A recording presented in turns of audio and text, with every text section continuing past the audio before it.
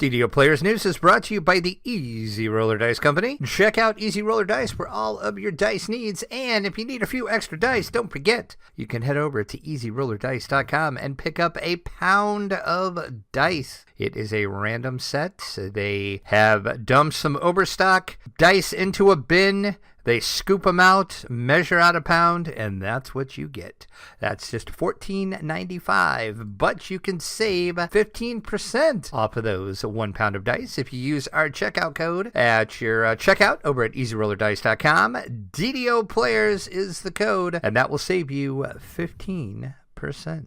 Good day, everyone. This is Pineleaf Noodles, and welcome to DDO Players News, where we take a look at the latest news in DDO and on the tabletop. And please welcome my co-host from Ravenloft, Dracula. Hey now, everybody. How's it going? Everything's going fine here. And it looks like we had a Lamania patch. We had a Lamania patch and a Bulwer patch in the same week. Boy, were they doing double duty. I guess they were. But yeah, I'm not sure how long Lotro's Bullroar stayed up. Lamania was only up for like a day. Ooh. So, of course, I missed this entirely. Didn't get to make any videos of any of this stuff or anything. But yeah, and I digress. Yeah, I assumed that Lamania wouldn't be up because Bulwer was up. Yeah. Well, you assumed wrong. That's right. We did have a Lamania build. This is for update 39, patch number 2. And keep in mind, all of this is from the Lamania notes. But this is what we're going to have to look forward to if it sticks around for update 39, patch 2. There's no release date for that, so I don't know when it'll be. Usually it's not too long after a Lamania build, though, unless they decide to have another Lamania build go up. So I don't know. They haven't really said, but here we go. Let's get into the nitty-gritty, shall we? The colors of the Queen will no longer affect allies while using Flame of the Favored. Okay, whatever. Here's the big thing, one of the big things. There are 6 new items that have been added to the Mysterious Remnants vendor. These are called War Paint. War Paint. These items will go into the Cosmetic Headgear slot and will apply patterns in various colors to druids when they're in wolf, winterwolf, bear, and dire bear forms. Okay. So we didn't get dye, but we got War Paint. Hey, and wait, I would have hoped that at least the War Paint could also change maybe the face of the character or something like that. You would think. But I did watch after the fact, of course, because I'm at work when it's live now, but Cordovan's Weekly Wednesday, he went on the Mania and he showed these off. And I'm going to be honest. Meh. It puts what I'm going to say, it looks like a tattoo kind of on the wolf or the bear. It's well, I don't know. What were you expecting? I guess a little more than this. He did say the reason why we didn't get the full dye for the bears and the wolves, the way he said it was there was lore reasons they couldn't do it. Lore reasons? Lore reasons. So, and then he said, take that for what you will. So how I took that is Watsy said, hell no, you're not going to dye wolves and bears. That's how I took it. So, yeah. So this is what they could do. I mean, okay. I guess it's okay. It depends how much they cost on the Mysterious Remnants vendor. I might get one for my druids. I have a bunch of Mysterious Remnants that I've been saving up for, I don't know, forever because I didn't know what to get. So maybe this is what I'll spend them on. But yeah, I guess I was just expecting more. But I mean, it's cool they're actually doing this because players have wanted something like this for a long time. So, but they really wanted more. Yeah, exactly. So, but as I said, it'll be on the Mysterious Remnants vendor.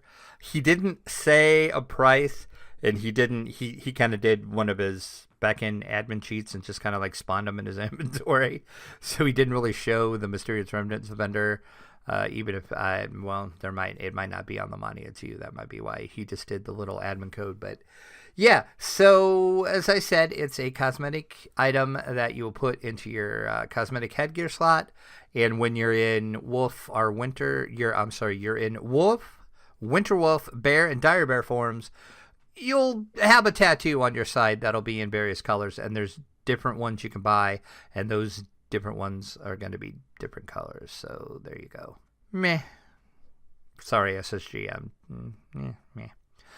Also, level 18, 16. When they say... Oh, go ahead. All right. Are you covering more of the items or... Yeah, yep.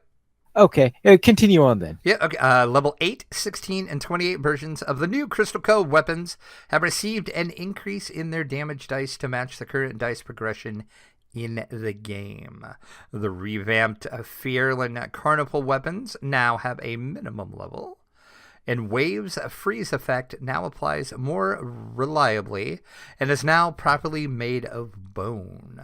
The Cursed Shard is now properly cold iron. Okay, good to know. And the hand wraps that previously held sentient jewels can now be converted into collars. It is still intended that the sentient jewels cannot be slotted into collars. Our convert hand wraps that currently hold a sentient jewel into a collar. This is the funniest patch note I have seen forever. Which one? The next one? Yes. Yeah, okay. The Bastard Sword Spinal Tap now goes to D11. Now, I just when we're trying to roll a D11 to it, but... But please tell me you get that pop. Oh, yeah, I do get that one. Well, good. I was hoping when I first read this, I'm like, dear God, please let Pine Leap get this joke. Yeah, because I was going to make sure that you didn't skip that one. Yeah, oh, of course not. That is the greatest patch note ever. So yes, the Bastard Sword Spinal Tap now goes to D11. And if you don't get the joke, shame on you. You said, even Pine Leaf got the joke. Yeah, exactly. That's right. Even Pine Leaf gets it, folks. Cold Harbor Cladding Spire now no longer dispels itself. That's always handy. And it is now possible to get mythic versions of several items in the Return to White Plume Mountain. But the biggest thing they were testing on the Mania was the melee survivability changes. And I realized after we finished the show last week, we didn't talk about this at all. We probably should have mentioned this last week because there's a big thread of the forum about this. But yeah, they are looking at introducing some changes to help melee builds survive in epic and more difficult content. This is the first step in a long process to add features that will generally be available to anyone with changes that target specific classes or builds, such as the barbarian changes listed below. So we'll quickly go over these. There's a lot to this. You know, neither Pine Leaf or I play in that range much. I'm just now starting to play in epics a little more. I don't think Pine Leaf has ever done any epics. I think I did a slight amount with you if we did do any epics. I think we tried one. Yeah, I think maybe we did. So yeah. But yeah, I'm slowly starting to do them. So I'm just going to add this right now. Your best bet is going to be wait until Patrick gets back, and I'm sure DDO Cast is going to talk about these in-depthly. If you want an in-depth conversation about these, this is not the podcast for you. Because we really don't have any characters that this affects right now. So, yes, I know, folks, we're noobs. Get over it. We're noobs, yes. So here we go. Epic defensive fighting. Your hero has learned to enter a reactive state, protecting themselves in the chaos of battle by rolling with the punches, but this also hampers their ability to engage ranged threats. So, i.e., this is only going to affect melee characters, and ranged characters are not going to be effective. This is a new epic feat that will automatically be granted at level 21. This is a toggled ability.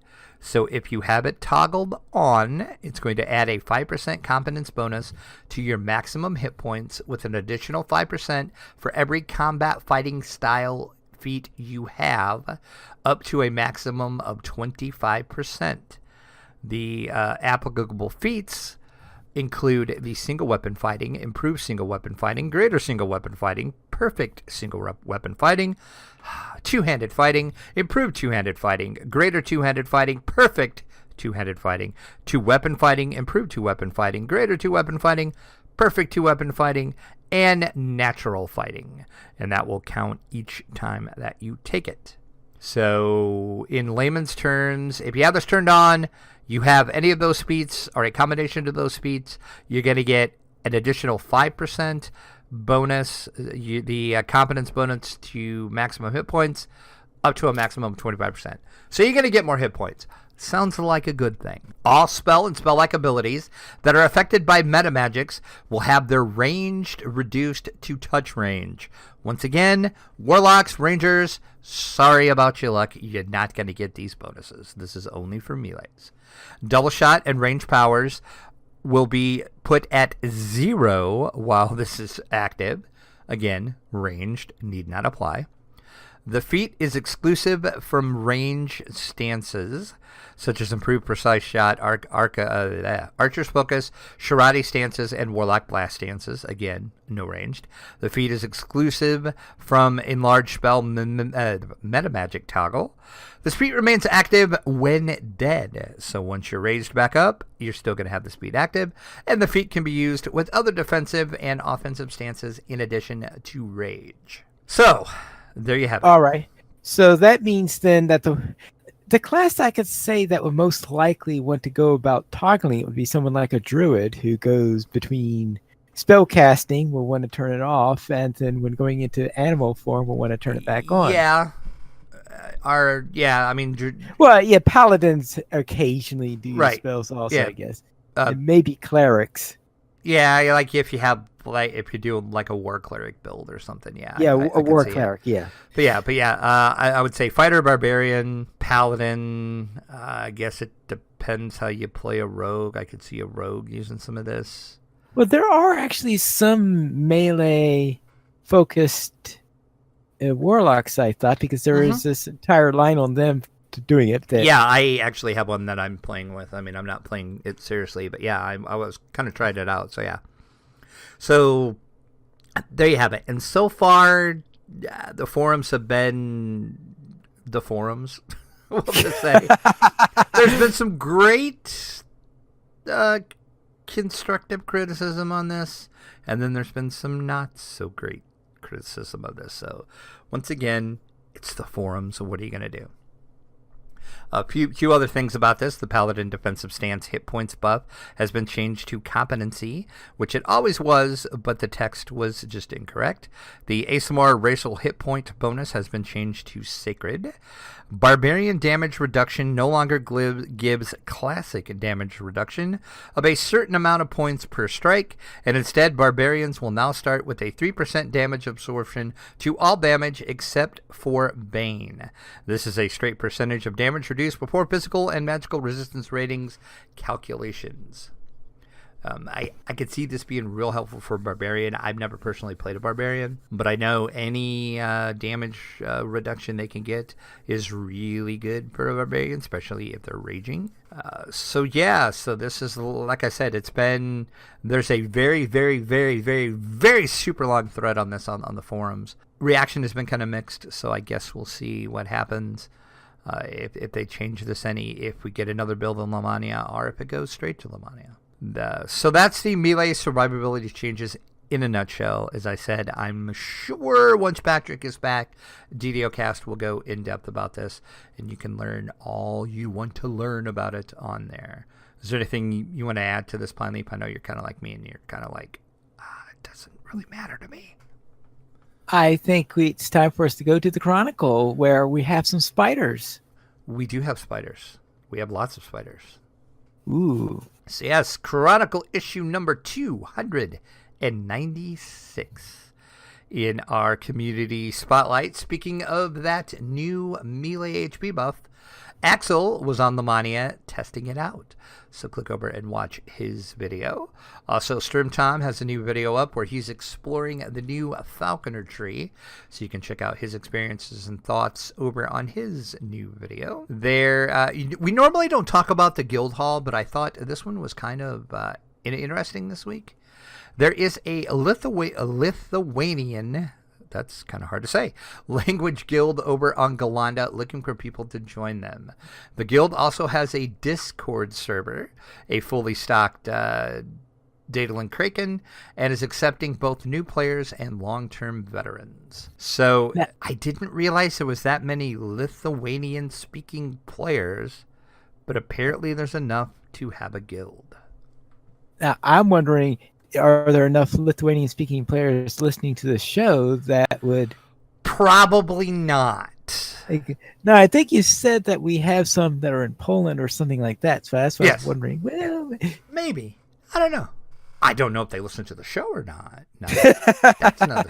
Well, actually, I do know some people in Poland do, because we do get downloads from Poland on every episode. So we have at least 2 listeners in Poland. So, hey, how you doing? Can't say that we have any in Lithuania that I've seen on our download stats. Okay. But that doesn't mean that they couldn't live in, say, California and download the show. So, well, yeah, that's always possible.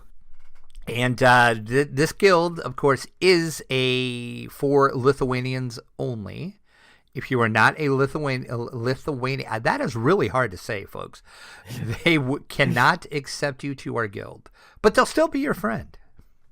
I would presume this is because you're not going to understand a word of anything that they say. Yes, because if you read the forum post, I don't understand half of it. Because I'm surprised you could understand half. Yeah, I got... The only part that I understood was national Lithuanians only on Galanda. If you're not a Lithuanian, they can't accept you, but they can be your friends. Other than that, didn't understand a word of it after that. Okay. And that one was written in English because if you could understand the rest of the page, then I guess I would join the guild. So that's kind of cool. So if you're ever on Galanda and you happen to speak Lithuanian, well, there you go. Let's move over into our fan site news section. Ginger Spice looks to increase their Intimidate. So check over and see what Ginger's up to. Mickey, of course, is rating in week number 84. Streaming with Even is back with her return to streaming. She took a couple weeks off, but Even's back, so check out the latest episode. Brighter Days Ahead is running the Battle for Evening Star. We got a shout out for our episode last week. Tone Station, of course, is always inside the Magic Circle Wednesday nights over on the DDO stream. And Doug Glendower is, of course, running the Bard's Life, as he always does. So check that out. We, of course, have our Chronicle Comment of the week. This week's question is, how do you cook a giant crab? The only way I can think of is to use a flaming sphere and slowly move it across the crab to get it to cook evenly. Oh, yeah. See, you put some logic and thought into your answer. Which surprises probably nobody that listens to the show on a regular basis. My answer was, you take the crab over to Ataraxia's Haven. You throw it into the hot tub that's there, and you just wait. Okay. No, see, Pine Leaf's got nothing from that, folks. Nothing. And, of course, we have our official screenshot of the week. It is the 378th DDO screenshot of the week. Jasmine and her companion contemplate their next move. And I think that is from one of the new quests, or maybe White Plume Mountain, but I really don't know. Because I didn't recognize any of that, but I sort of figure it's probably from something new. Because usually once new stuff comes out, you take screenshots of it. You usually get picked for screenshot of the week. There's your tip of the week. And that's it for our Chronicle. All right. Contemplates their next move. I'm just looking at that dragon next to her. I presume her companion is that dragonette? Or? Indeed, yes. Okay. Very well, then. Let's then head into our store sales. And do we have anything interesting on sale? Always good to see select adventure packs on sale. Monster manuals, attack spells, and sentience and jeweler toolkits are at 20% off in the DDO store. That runs now through August the 23rd. So go, go, go, go. The weekly coupon code will get you a neutralized poison potion. You'll get 5 of those when you use the coupon code Poison Control. Now through August 23rd as well. Poison Control. Makes sense, I suppose. I suppose that has some sense to it. So therefore, let us head into what's on the tabletop.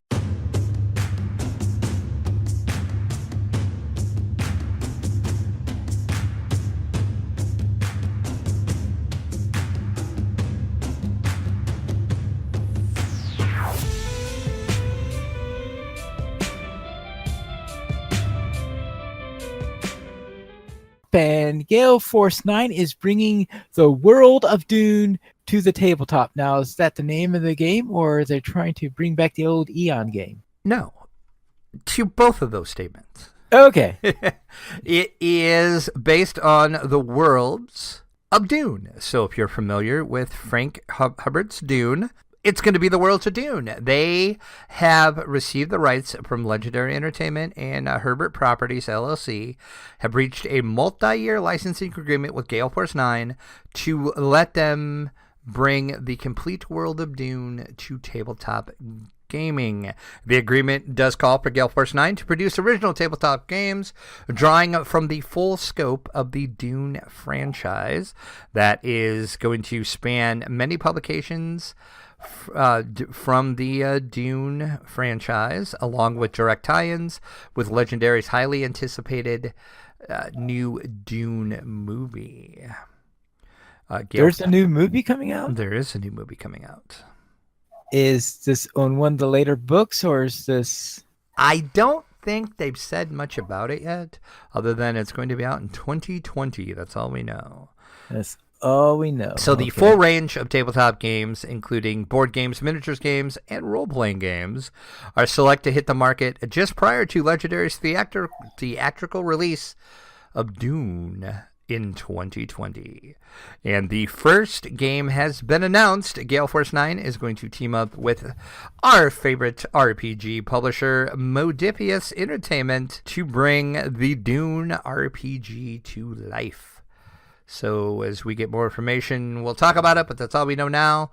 But I know a lot of people have been saying Dune needs to come to the tabletop, so here you go. We're going to get miniature games, board games, role-playing games, probably card games, you name it. We can get it because Gale Force 9 now has the license to do so. And we'll just hope they do a better job than the last group. Yes, true. Very, very true. So, yeah, so we'll see. So it's kind of exciting. Just I could see like some miniature games would be really good, probably set in Dune, and the RPG would probably be really good. So it'll be interesting to see what Gale Force 9 does. But they usually do really good stuff with their licensed properties. If you look at their Dungeons & Dragons games they've done, they have all been really good. And, of course, their Doctor Who game, they did a really good job with that license. So I think that's partly why they got the Dune license. Then let's MacGyver up our next discussion, where we're going to try to escape. That's right. MacGyver, The Escape Room, is out now from Pressman Games. If you want to get this, you're going to have to go to Target, because this is a Target exclusive. Along with about 1 billion other games, Target is really ramping up their exclusivity. That's another hard word to say, too. Right. Well, when you say you have to go to Target, because would you be able to get it at Target.com? Yes. Okay, so Target stores are Target.com. I take it you don't have a Target near you? Yeah, there's a Target near where I work. Oh, well, there you go. So you can either get it sent straight to your house, or you can just stop by the Target on your way home, and you too can have the MacGyver the Escape Room game. In the MacGyver the Escape Room game, this is going to bring the challenge of an escape room straight to the comfort of your own home. And this is done under license by CBS Consumer Products, so it's going to feature MacGyver, the original MacGyver, the good MacGyver. The good MacGyver. Just saying.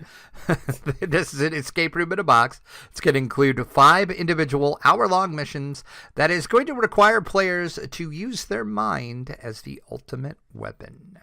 MacGyver's team must use the interactive website to guide them through the missions while keeping in contact with their operative at the Phoenix Foundation to track their progress along the way. Players are going to need to work together and use the tools at hand to solve puzzles and defuse bombs. Think outside the box when you discover secret codes, take on high-risk missions, and face off against a familiar foe. And, of course, all the missions in the escape room in a box are inspired by episodes of the original show. You are going to work together to escape from an underground laboratory, land an airplane, survive a dangerous factory, flee from a missile silo, and outsmart Murdoch in the grand finale. Is MacGyver going to be able to save the day, or is it going to end in disaster? This is designed for 1 to 4 players, ages 12 and up. Now, my question is, I would presume then that this is like other escape room games in which playing it once is really all that's feasible? I'm not sure. They didn't say. I would assume so. That's how most escape room games are. Right. We shall soon find out because we're going to do a review of this soonish. Oh, so that means you have, if we're going to do a review of it, that means that you have either A, played it, or B, are preparing to play it. Prepared to play it. I should have it when this episode drops, actually. It's supposed to be here on Wednesday. Okie dokie. So we're going to maybe do an unboxing of it. From what my PR contact said, I will be able to do an unboxing video because everything is sealed.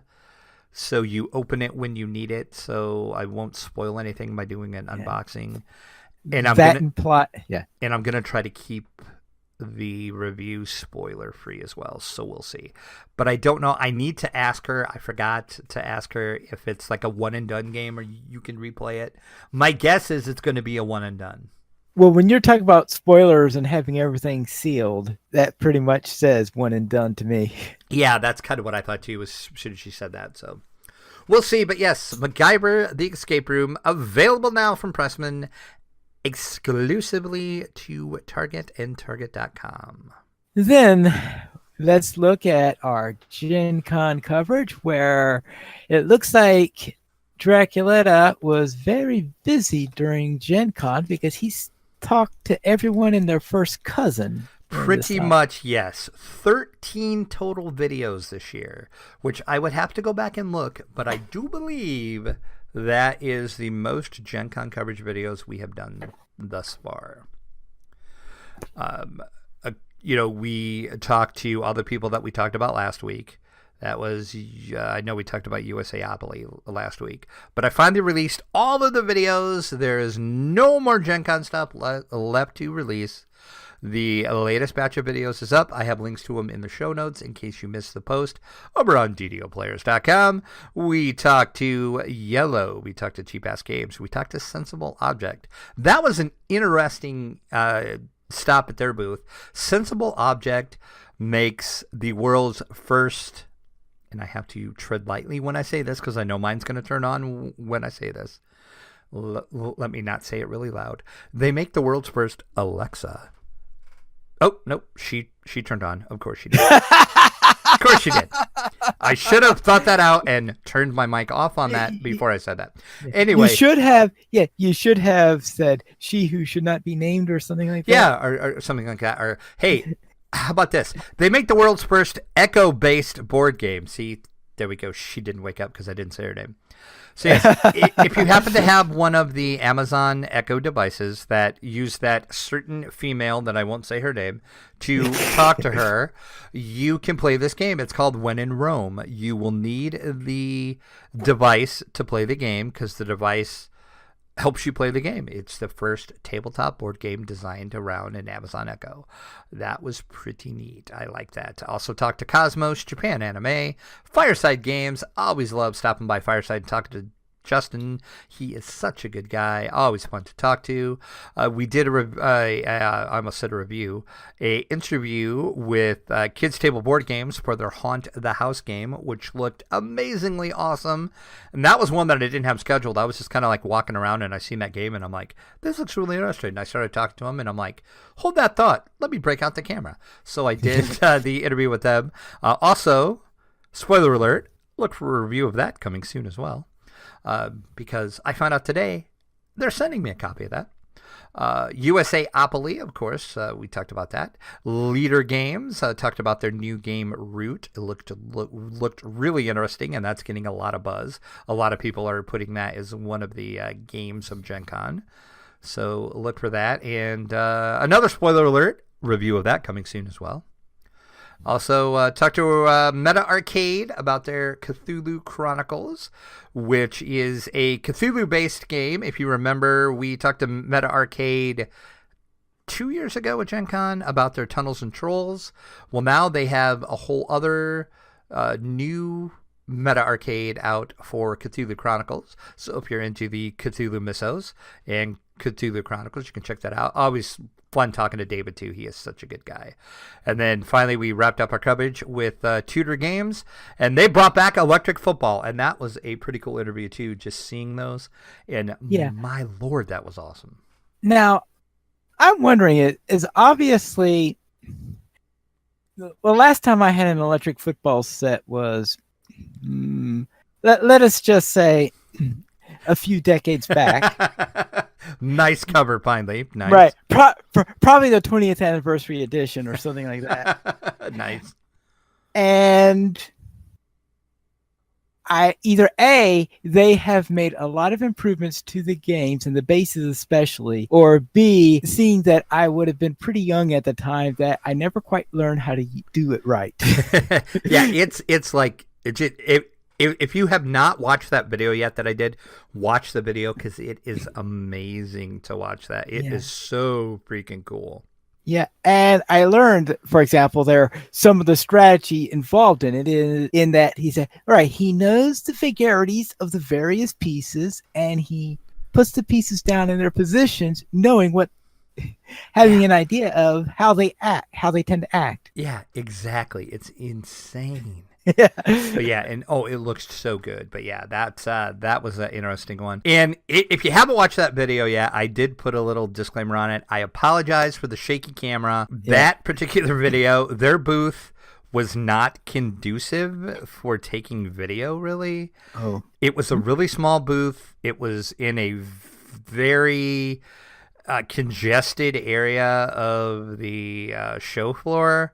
So I couldn't set my tripod up, so I had to hold the camera, and their booth was right on the end of the aisle. So when people were turning to go down that aisle, I got bumped into several times. Oh, good. So grief. I cleaned it up a little bit in post-editing, and I tried to take some of the shakiness out. So I apologize on that video. It was a little shaky, but it's well worth watching because it is amazing to watch that. Yeah, actually, one of the things I noticed that I was saying thank you on is the option to use an app instead of the analog passing, because I don't think I had ever connected on a pass. Yeah, no, I remember playing, we'll just say back in the day, as you said, my cousin had an electronic football, and I could never get passing down right. So yes, there is a iPad app, iPhone, iPad,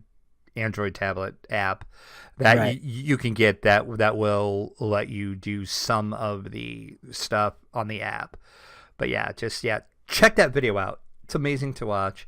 The other one I was really proud of and I thought was really, really cool was the Cthulhu Chronicles from Meta Arcade. That looks like it's going to be fun. And the Japan anime games, those are going to be some good games too. So that's our Gen Con coverage. But as I said, 13 videos this year, which I would have to go back to make sure that I'm telling a true statement here, but I'm pretty positive when I state that is the most amount of Gen Con coverage we have done yet. I was busy very, very busy. And You were busy. big shout out, of course, to Easy Roller Dice as they helped facilitate our coverage of Gen Con this year. So be sure to go over and give Easy Roller Dice some love and tell them thanks for sponsoring our Gen Con coverage. I hope you guys enjoyed it. I had fun doing it. It's a lot of work, but it's a lot of fun as well. Then let's head into our week in gaming.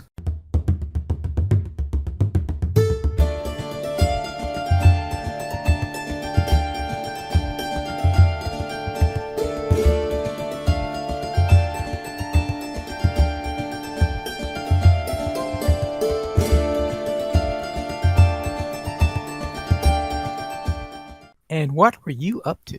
Well, video game wise, nothing. Unfortunately, this week my goal is to play some video games, though. So I promise next episode you're going to hear about me playing DDO and some other video games. I promise. I know everybody's like, what? Yes, I plan on making time to play video games. Gosh darn it! But I was busy on the tabletop, though. Okay. I played a couple new tabletop games. One of my friends came over this weekend, and we checked out Monster Crunch, the Breakfast Battle Game. The Breakfast Battle Game. It's exactly what it sounds like. You are playing one of the monsters from, of course, the cereal boxes. So your Count Chocula, Boo Berry, etc. And, they must have had fun getting licenses for all of that. Yeah, exactly. And you are battling to see who can get the most cereal into your cereal bowl.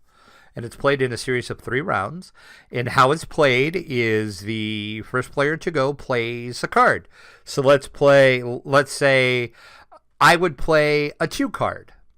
So then your turn, you would have to play anything above a 2. You could play a 3, or you could play a 4 or 5, and so on and so forth. So let's say you played a 5. Well, then I would have to play anything above a 5. And this goes on until somebody lays down the 12. And then that round is over. You score your points, and then you do 3 more rounds. And then in between that, each monster has some special abilities. Like I was Count Chocula. Of course, I know everybody is shocked.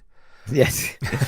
One of my abilities was called Go Batty, and when I played that card, instead of going up, you had to go down. So I played that card, and then I think I played a 9.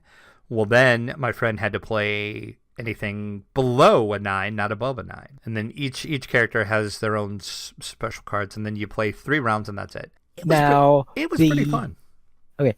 Now, how much do you collect from the point of view you said most cereal? Is it that the accumulated of all the ones you played, or the highest one you played, or what? All the cards that you play, because you actually have, and we are going to have a review of this soon, and also an unboxing video.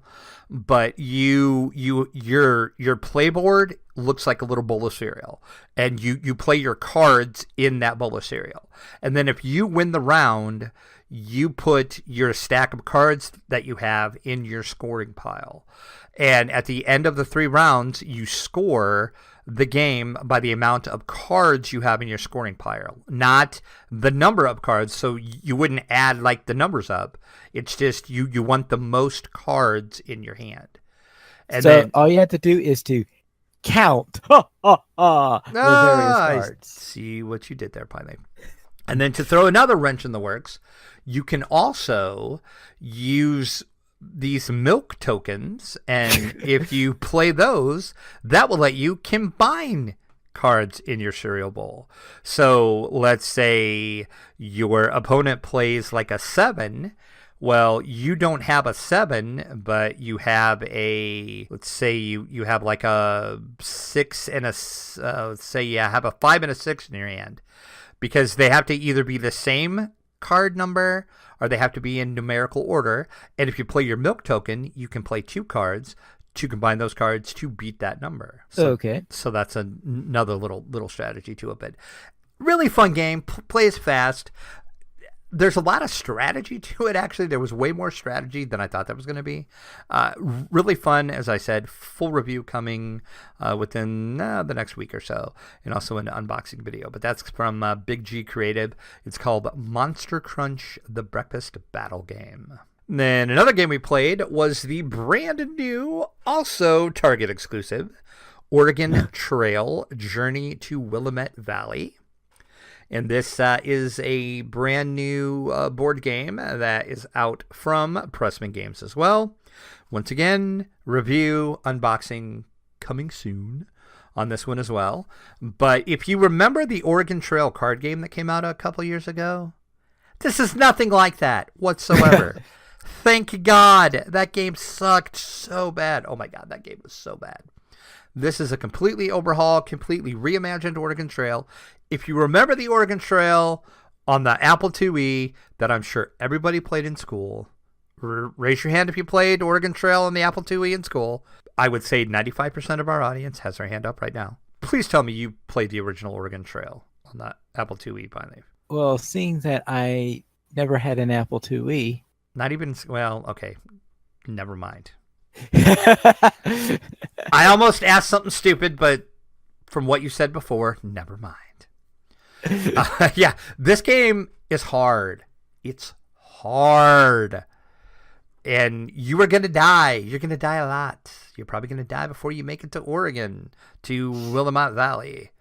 But that, of course, is kind of the point, because the original Apple IIe game was really hard too.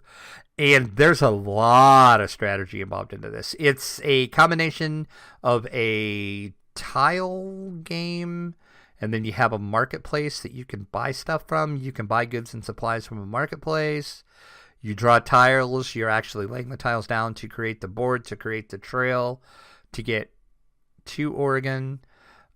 There is so much strategy, and there is a ton, I mean a ton of, you can screw your friends over in this game. Because my friend and I, it was just two of us playing, and we were totally screwing each other over. I can imagine you get 4 people playing this, like 4 of my friends playing this.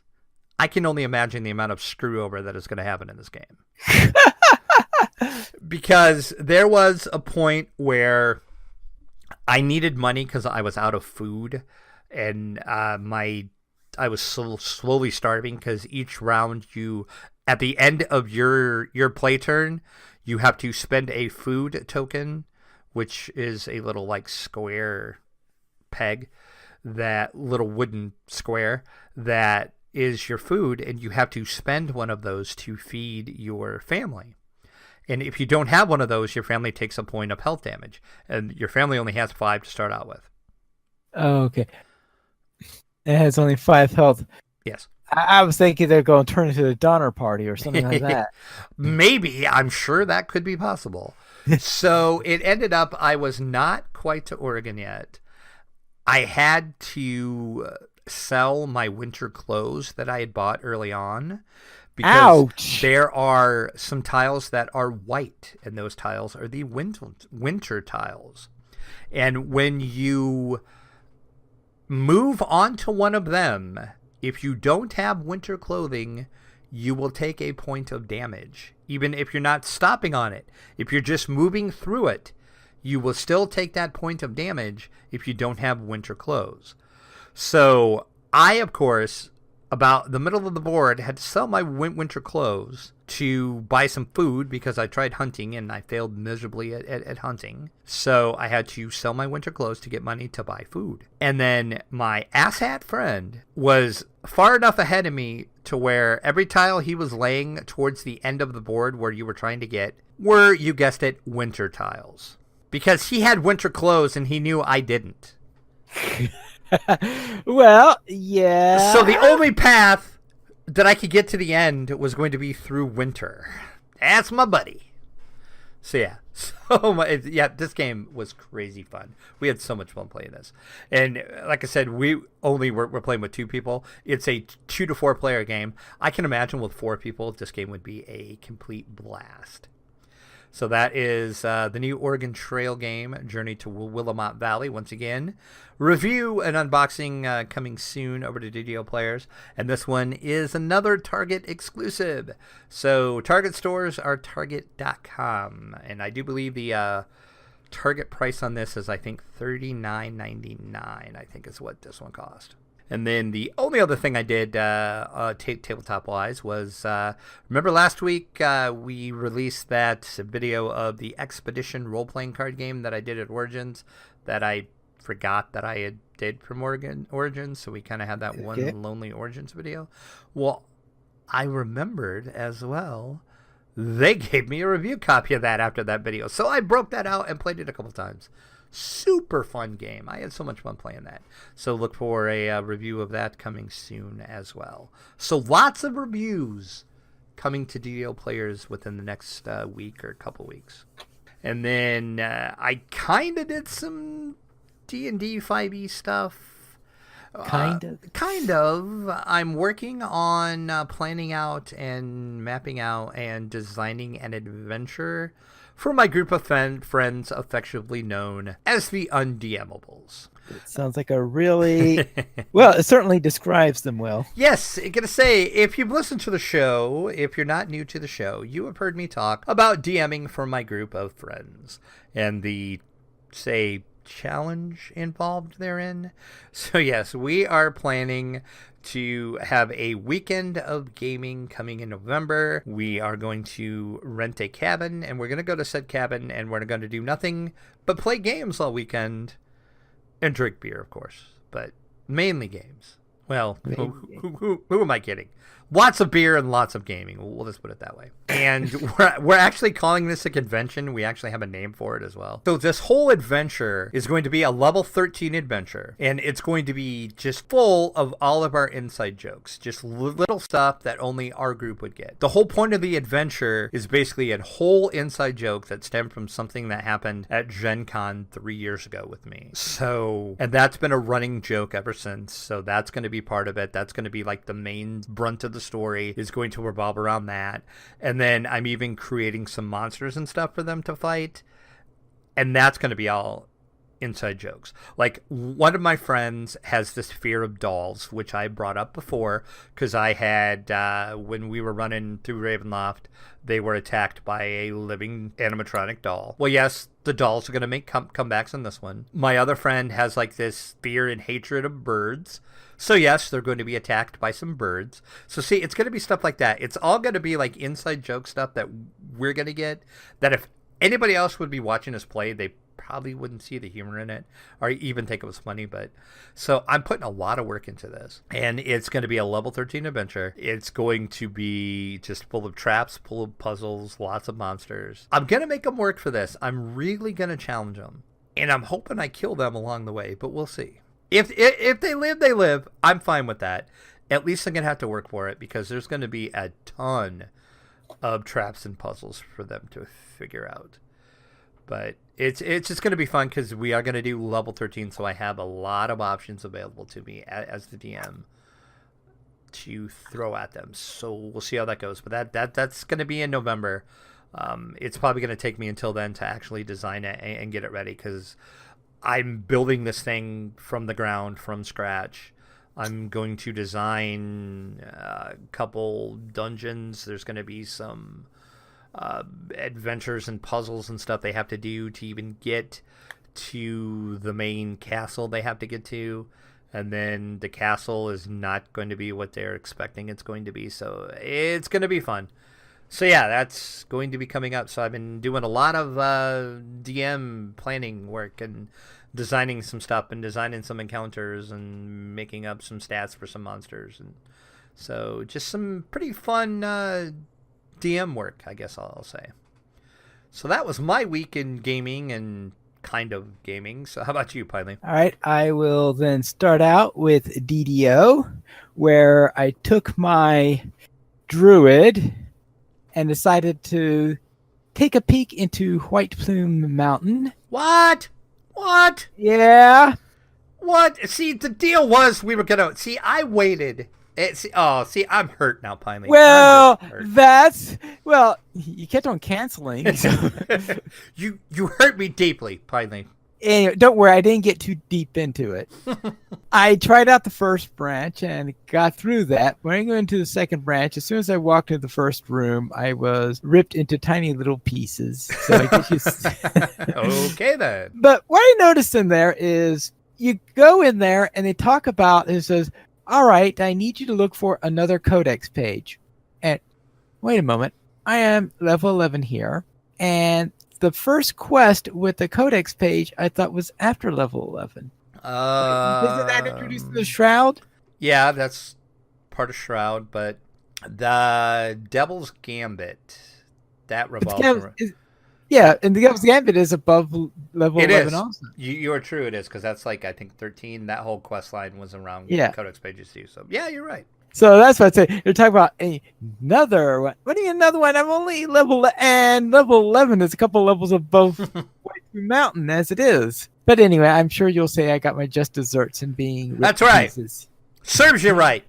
So therefore, I will wait for you to actually go in for real. Wednesday. The plan is Wednesday. Wednesday, then. All right. This time for real. Then on my Dragonborn Artificer, I then headed into the 12 for the Price of Freedom.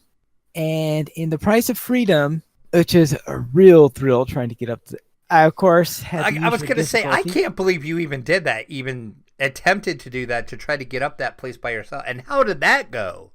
Well, one of the reasons I did that is, of course, is my plan is to record me doing all of the new dungeons. So therefore, in order to record it, I had to do it, right?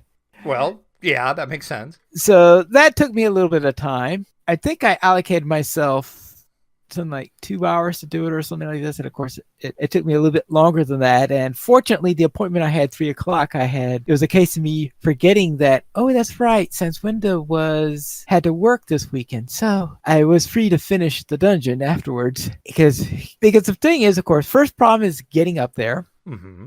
Then, of course, since I was with you the first time I did it and I was lagging behind you, you had half the switches to get inside thrown before I even got up there. So it was fun trying to find those switches. And I forgot. Yeah, I had, because I had I think 2 left before you finally got up there. Right. And so if you want to watch me going around cluelessly trying to look for switches, then you could watch my rendition of that particular quest. Yes, I'm going to have to watch this video now. Now, I had to divide the video into 2 parts because it took me over an hour to do it, and I do 20-minute videos. But there were a couple of points where I said, I'll see you later, and cut out points where I'm just looking for stuff. Because there are a couple of times where I was saying, okay, now what do I do next? Because I didn't remember. Such as forgetting how to get past the lava room and get that door open so I could face the warden. And one of the things that happened there was that the first time I went down to lava area, I used the last of my resistance to fire potions. So that was real fun. And I eventually now came up with the question for myself is, how is it that I never learned the resist energy spell? And I'm an artificer. Well, yeah, I thought you had that. No, I turned out that I think when I tried to learn that spell, I accidentally took resistance instead of resist energies. Oops. Yeah. And so therefore I do need to go and get that resist energy spell. I can't remember if that one is for sale or if I'm going to have to find it in a drop or if I just have to wait till... Oh, that's right. I do have a level I'm due, but when you get to level 8, taking a level 1 spell is usually not done, but I may be desperate enough to do it anyway. So, yeah, therefore, I do need a resist energy spell in that character because I had a lot of trouble. I used, I would say, 2/3 of my healing potions going through that lava room. Oh, jeez. Because that was, you got to remember, is I am a blue. I'm a not a blue, a white dragonborn. Oh, yep. You can imagine what my resistance to fire is like. So therefore, I was just being ripped to shreds by the lava. Eventually, though, I was jumping around like crazy on one of those bouncy things you create on one of those platforms. Not knowing what I was doing, I clicked open the door. So I was like, okay, I'm through. I'm through. Yay. I win. Right. So I was able to actually get through that without getting killed. Yay. And took care of the warden, and all was fine because frost breath and warden just don't mix too well in that place. And fortunately, it was mixing against the warden. Then in Minecraft, I completed the August base race. It took me 3 hours and 45 minutes, which when you compare that to the last 2 base races I attempted, which took me 10 hours each, I would say that is a significant improvement. And maybe someday I can actually get it down to the 2 hours and 40 minutes, which is the goal. We'll see if I ever manage to do that. So despite this being a wonderful time for me, Baker Bell, as usual, she goes, and when she does her videos, it looks like she's derping around or something like this, and somehow she still manages to do it in half my time. Oh, gee. Okay. I guess the base race expert. And then I started the central hub for my railroad challenge on trying to get the hub for the railroad so I could actually get to the railroad in earnest, because I had been spending the last several weeks on building that village on there. I thought, okay, we're finished with the village for now. Let's get that railroad. Let's get the central hub station up in there, and let's start building the railroad and getting it on with it. So we'll see how that goes. Then in my Atomic Island series, I finished my solar system build, and this involved building a road that goes by the entire solar system exhibit so you don't get lost trying to find various planets I built. And the second thing I had to do is I had to build a bridge, because there was one point where it wasn't feasible for me to go down into the valley and go back up, so I just built a bridge all the way across. And I had to make the bridge so it was safe to traverse, because there's nothing worse than an unsafe bridge. And then to finish off the visitor center, I chose to make that into an observatory. Now, at first I was thinking it could be okay, what one thinks of as an observatory with a big telescope and stuff like that. But I was saying, hold it, this is the visitor center, right? So this would be an observatory designed for amateur astronomers who either will bring their own telescopes or would rent I'll say decent telescope from the observatory. When I said decent, I mean it's a small one compared to those big professional telescopes, but obviously, but of a decent quality one or something like that. So therefore, they would set them up on the top and have a nice view. So that's how I decided to set it up. So that's my observatory, and that completed my solar system build. So now I get to go back to the desert island where I had come from and start to build my periodic table, because that's going to be a real build. That's probably going to take me months to do. We'll see how long it takes me to do the periodic table. And then on tabletop in Gloom Haven, I finished that game I was discussing last week, where I was going around. I got to the third room and tried to manipulate the character's particular location. And unfortunately, I misread, or I should say I misunderstood one of the things you had to do concerning the cards. And that is because on the tactics cards you have in Gloom Haven, it tells you things like, each monster type has 8 tactics cards. So you could think of it as if that if DDO, I mean the D&D adventure system, where they have the list of tactics they do, this if else block that they use. Oh yeah. Okay. Yep. Right. So in this case, in Gloom Haven, you have 8 cards for each monster type. Oh, okay. And in them, they tell you how much they move, and which they give a relative number, like they still say move +0, -1, +1, or something like this, because the ability card for each of the monsters will tell you what their base is, and their base is dependent on the level of the monster, which is why they do it that way. So therefore, it is whatever the base is plus this. So therefore, there is a rule that says the monster will only move if there is a move specified. So if it's moving the baseline value, it says move +0. It says they will only attack if the word attack appears on their tactics card. And of course, sometimes they have special items in there also. Well, then, because they said, well, if it will say move if they move, and it'll say attack if they attack, then I presume the attack is only going to be ranged if it says ranged. And especially since I ran to a couple of cases on the guards where it will say range.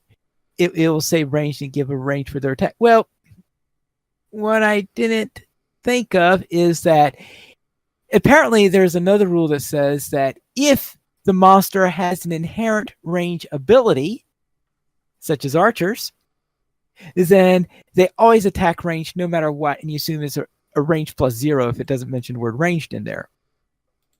And I figured that out right after I won the game by the slightest skin of my teeth. I mean, I was down to the last draw. If I got at least, I think, a +0 or better, I win the game. If I got a -1 on my damage effect, then I would have been out of cards and therefore would have been exhausted on the next turn. So the game would have been over then.